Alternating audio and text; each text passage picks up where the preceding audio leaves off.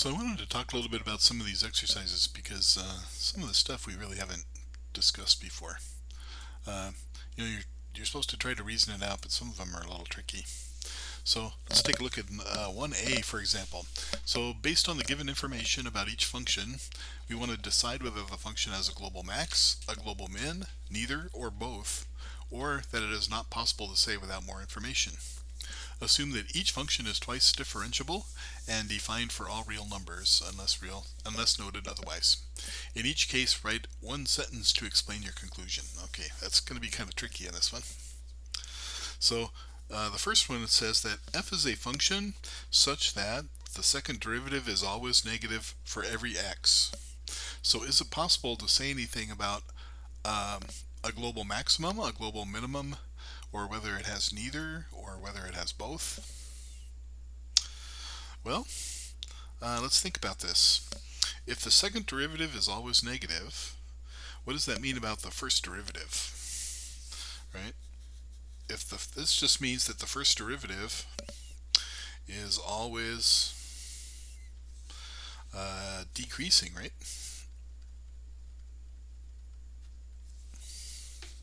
If the second derivative is negative, that means the first derivative is always decreasing. But in order for us to get this maximum or minimum, we have to have a local extrema, and so that would mean that the first derivative, actually changes sign from positive to negative or negative to positive. But if f prime is just always decreasing, you could start negative and stay negative, or you could start positive and just decrease to 0 and never switch. So for example, I'm thinking of, how about this function right here. What's happening here? This is always concave up. Oops, we need concave down, so let me flip it around.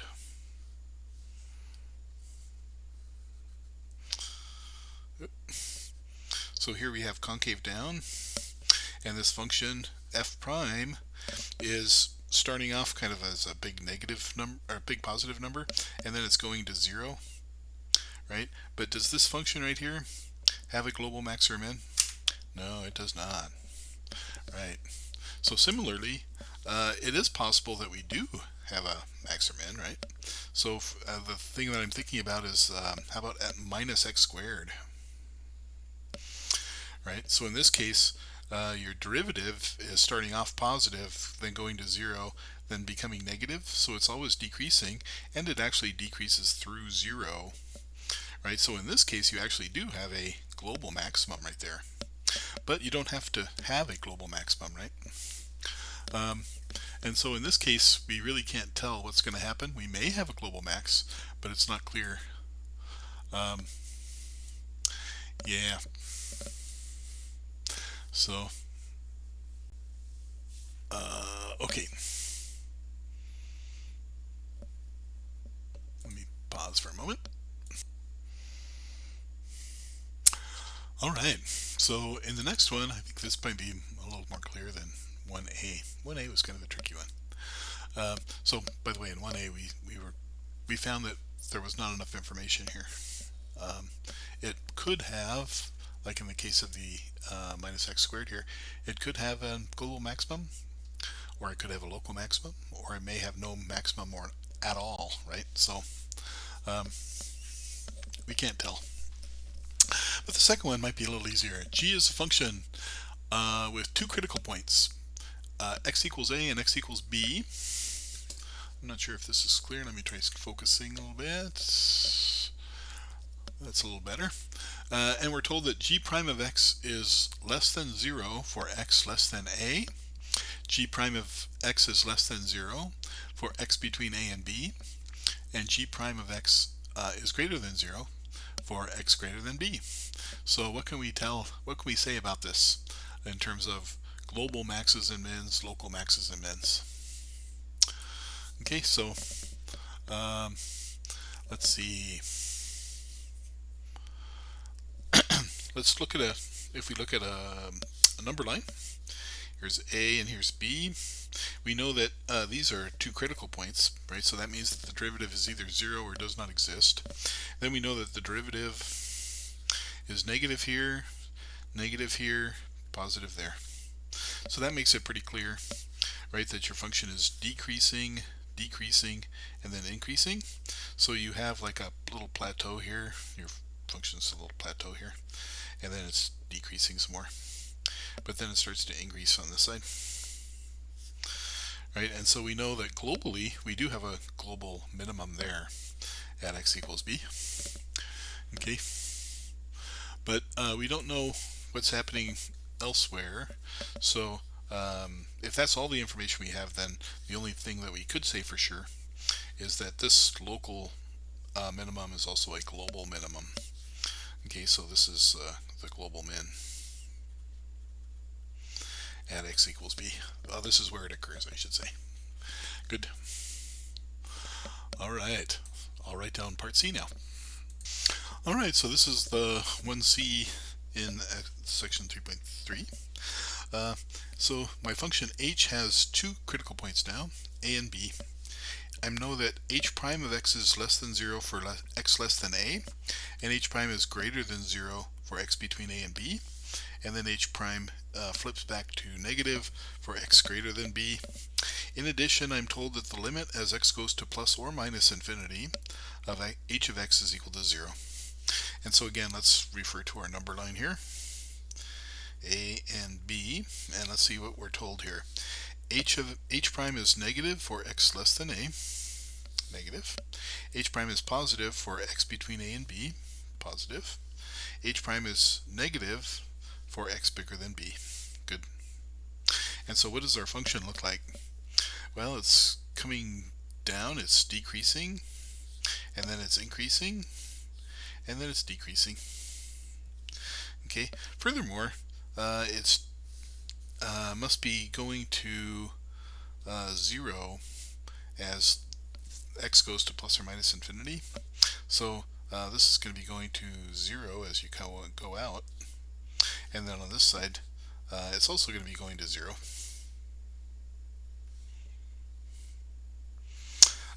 Okay, so I think we're going to need another. That might not be the only critical points that we have so far, but okay. But we're told that this side goes to 0 at some point. Okay, so what can we say? Let me sketch that out. So we have, what can we say for sure? We do have, why is that going over here? This should actually be a B, right? I didn't draw that very well. Okay. Okay, there we go. Okay, so this is our local max, right? And this is our local min. That we can say for sure. Okay, so we got the local max and local min figured out. We need to figure out how these two things are happening here. So I think what might happen is if we draw our graph here, this is A and B, right? If x is, let's see, so this is going to have to be decreasing on this side, always decreasing, but if we go in reverse, it's got to be going to 0. So it's going to have to look something like this, right? Especially if we don't have any more places where the derivative is equal to 0.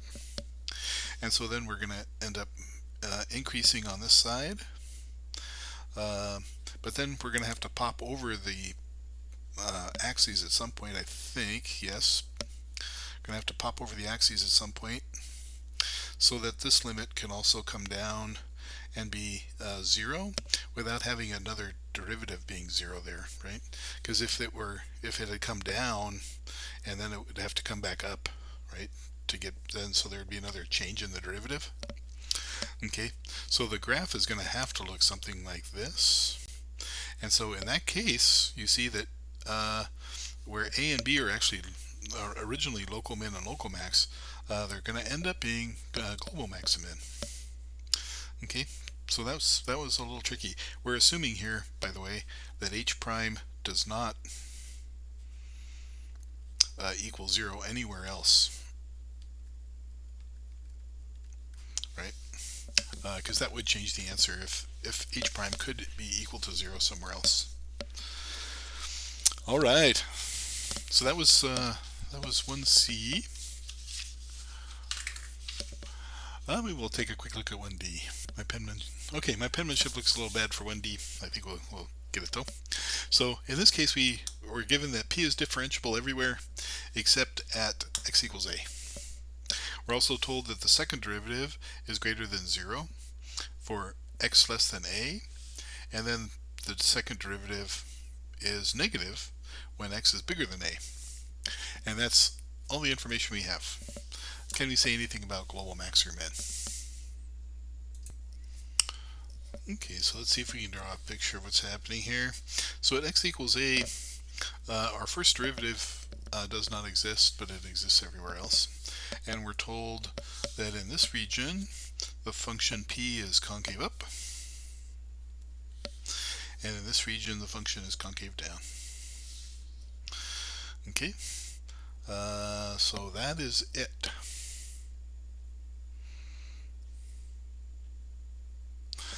So what's happening at the value of a then?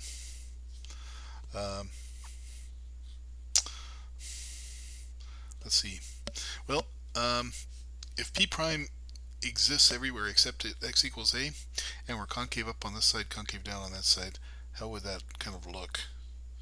Well, it's possible that the derivative is like a vertical tangent line, for example, and so we might have something like that. Oop. Well, that might do it. So we're concave up and concave down. In this case, I'm thinking that there is not enough information, not enough info.